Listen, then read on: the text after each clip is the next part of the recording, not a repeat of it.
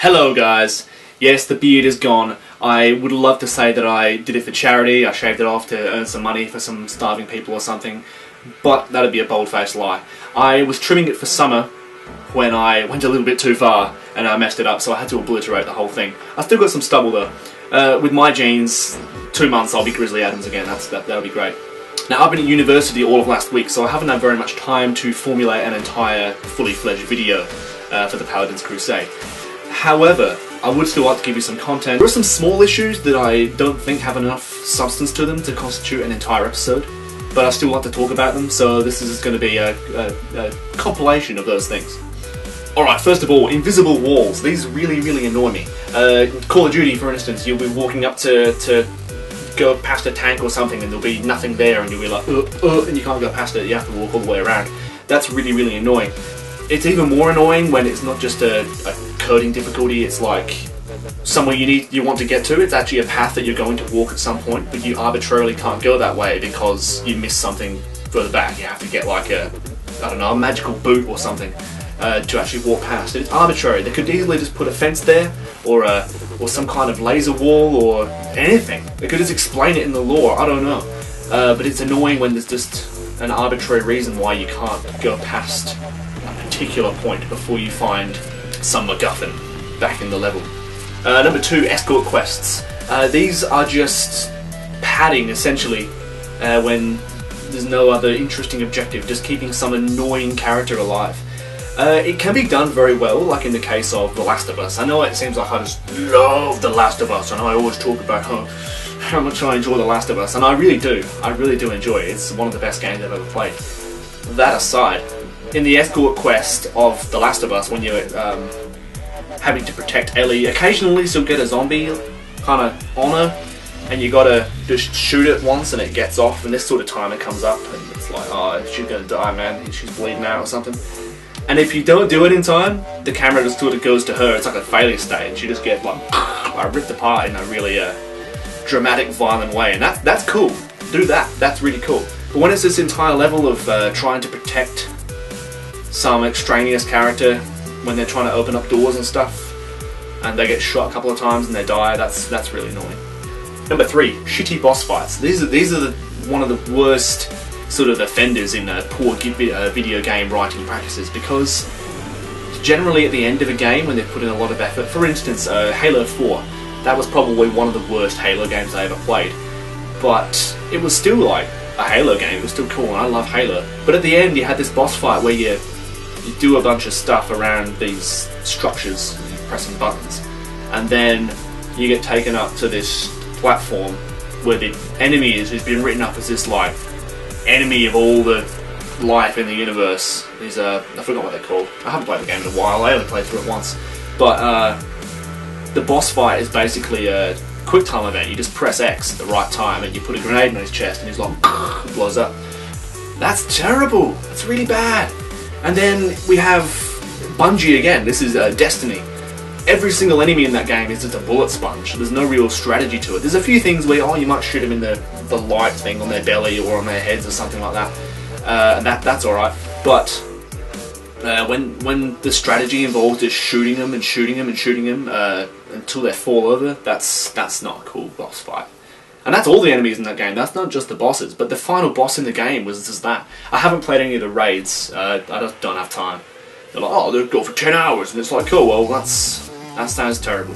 That might not actually be accurate, but still, I haven't done it yet. Backdrops that are more interesting than the actual setting in which the game is taking place. Like, for instance, this is Destiny again. You'll be fighting on this wasteland.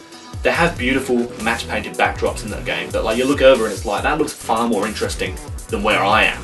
Those all spaceships and stuff, like all lined up, ready to launch, and I want to go over there and see that. There's that saying for creative writers, like, is this the most interesting point in the character's life? And if not, why aren't you writing about that? And that's it. Is this the most interesting place in this universe? Like, is there somewhere else where the story would be far better? Do it over there. This one's far more about the community of gaming than the actual practices of developers and that. This is people suggesting games to me that I obviously know about already. Like, I would say, for instance, like, oh, I'm a big fan of survival horror. and people would say, oh, well, I recommend Amnesia and Resident Evil, and have you played Outlast? You should play some Outlast. I don't know why I'm doing that accent, but yeah, if I'm a fan of survival horror, you can bet that I've probably already played Amnesia and Outlast and Resident Evil. It's like saying, oh, I'm really into science fiction, I like things like Stargate and Star Trek and stuff like that. And someone's like, you know what, you should try this just obscure title called Star Wars, you should get into that because I think you'd enjoy that one. Yeah, it's a little bit redundant when the person's obviously already heard of this stuff. Yeah. I'm a fan of fossils. Are you going to suggest like that I look up dinosaurs because I might be very interested in the fossils of dinosaurs, because if I'm a fan of fossils, I obviously haven't looked at dinosaurs yet. Pre-ordering digital content or pre-ordering DLC, it's even worse. It doesn't make any sense. I mean, sometimes you might get a little knick-knack or a little like extra because you pre-ordered the game, which I still refrain from pre-ordering anything now, unless there's an actual chance of it selling out, which in this day and age there really isn't any chance.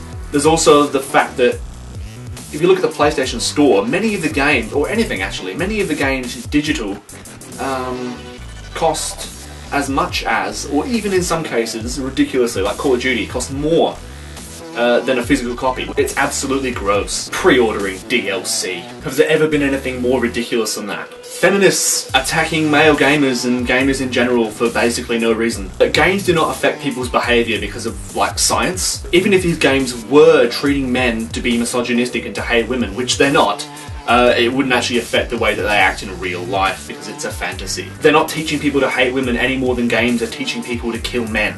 The amount of money they spend on this drivel, Anita Sarkeesian, look her up, has spent $160,000 approximately on basically transparently lying to all of us. Although, don't call her out on her bullshit because that would be misogynistic patriarchy. Look, it doesn't matter what your gender is. If you are spouting stuff that is stupid, erroneous, and you're lying to people, people are going to call you a stupid liar, whether or not you're a man or a woman.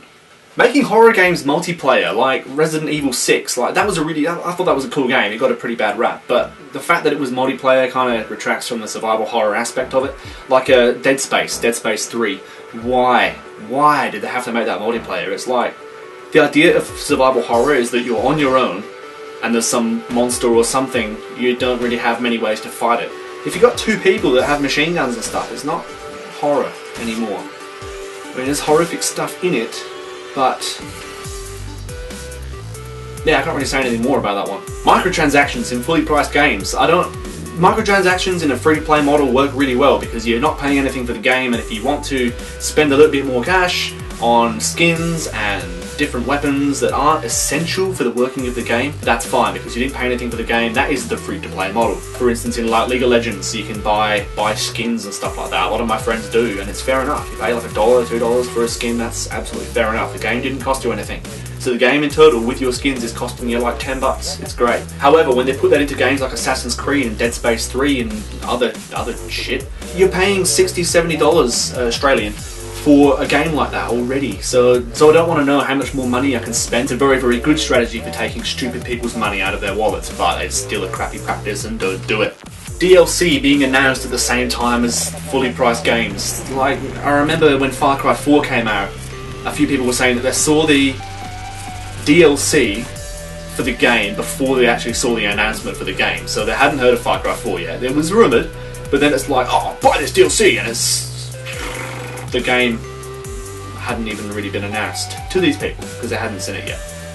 And that's like, if a person can see an advertisement for DLC before they see the advertisement for the game, there's something going wrong. Yeah, DLC is something that should come after the game has been released. So you play the game, you really like it, and you're like, oh, I wish there was more. Oh, do the DLC, I'll take some of that.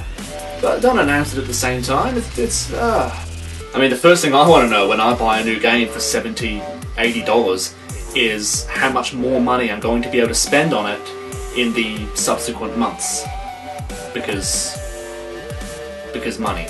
Licensed games still being shit, like Walking Dead Survival Instinct. That was absolutely atrocious.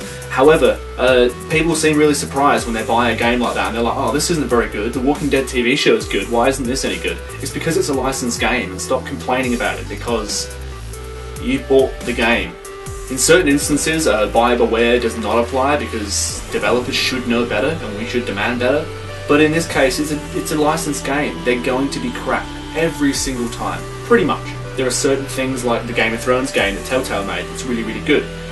And, you know, like Star Wars games, a lot of Star Wars games are really, really cool. But beyond that, there's not really much. A lot of the superhero games that come out, like the Green Lantern and Thor, they're absolutely atrocious. And finally, this isn't really a complaint, this is just a cry for help. Portal merchandise. I cannot find Portal merchandise anywhere. I can find the odd thing, like a little tin that's like this flat, I don't know what it's got inside. But I kind of want the big sort of cookie tin. I might have missed the boat, maybe they've stopped making them. I've looked on the Valve website, but the postage to Australia is absolutely ridiculous. So, you know, it costs like half as much as the product itself. If anyone knows where I can get some Portal merchandise for a reasonable price, just let me know. I really want some. Anyway, this has been Howie sort of throwing together some stuff to give you some content on what I think. Yeah, see you later on in the week.